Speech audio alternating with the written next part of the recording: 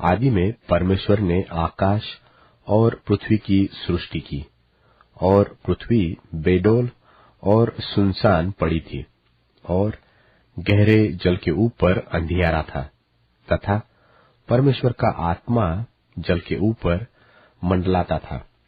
तब परमेश्वर ने कहा, उजियाला हो, तो उजियाला हो गया। और परमेश्वर ने उजियाले को देखा कि अच्छा है, और परमेश्वर ने उजियाले को अंधियारे से अलग किया, और परमेश्वर ने उजियाले को दिन और अंधियारे को रात कहा, तथा सांझ हुई फिर भोर हुआ। इस प्रकार पहला दिन हो गया। फिर परमेश्वर ने कहा, जल के बीच एक ऐसा अंतर हो कि जल दो भाग हो जाए। तब परमेश्वर ने एक अंतर करके उसके नीचे के जल और ऊपर के जल को अलग कर दिया, और वैसा ही हो गया। और परमेश्वर ने उस अंतर को आकाश कहा, तथा सांझ हुई और फिर भोर हुआ। इस प्रकार दूसरा दिन हो गया। फिर परमेश्वर ने कहा, आकाश के नीचे का जल एक स्थान में इकट्ठा हो, और सूखी भूमि दिखाई दे, और वैसा ही हो गया। और परमेश्वर ने सूखी भूमि को पृथ्वी कहा, तथा जो जल इकट्ठा हुआ उसको उसने समुद्र कहा। और परमेश्वर ने देखा कि अच्छा है। फिर परमेश्वर ने कहा, पृथ्वी से हरी घास तथा बीज वाले छोटे छोटे पेड़ और फलदायी वृक्ष भी, जिनके बीज उन्हीं में एक एक की जाति के अनुसार होते हैं, पृथ्वी पर उगे, और वैसा ही हो गया।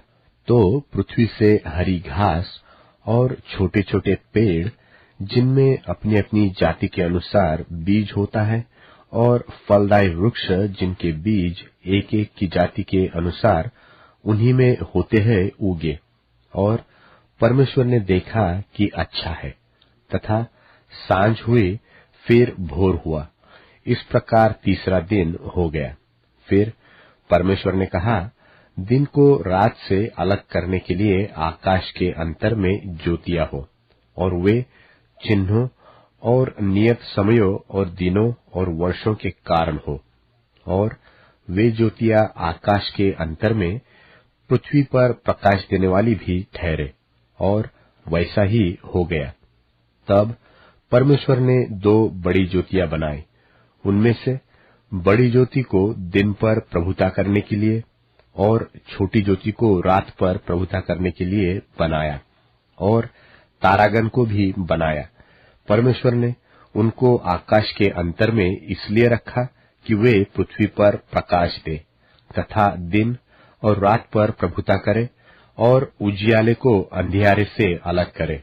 और परमेश्वर ने देखा कि अच्छा है, तथा सांझ हुई फिर भोर हुआ। इस प्रकार चौथा दिन हो गया। फिर परमेश्वर ने कहा, जल जीवित प्राणियों से बहुत ही भर जाए, और पक्षी पृथ्वी के ऊपर आकाश के अंतर में उड़े।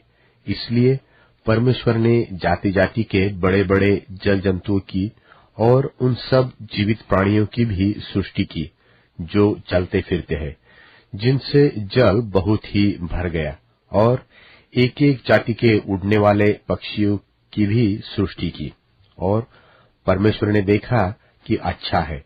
और परमेश्वर ने यह कह के उनको आशीष दी कि फूलो, फलो और समुद्र के जल में भर जाओ, और पक्षी पृथ्वी पर बढ़े, तथा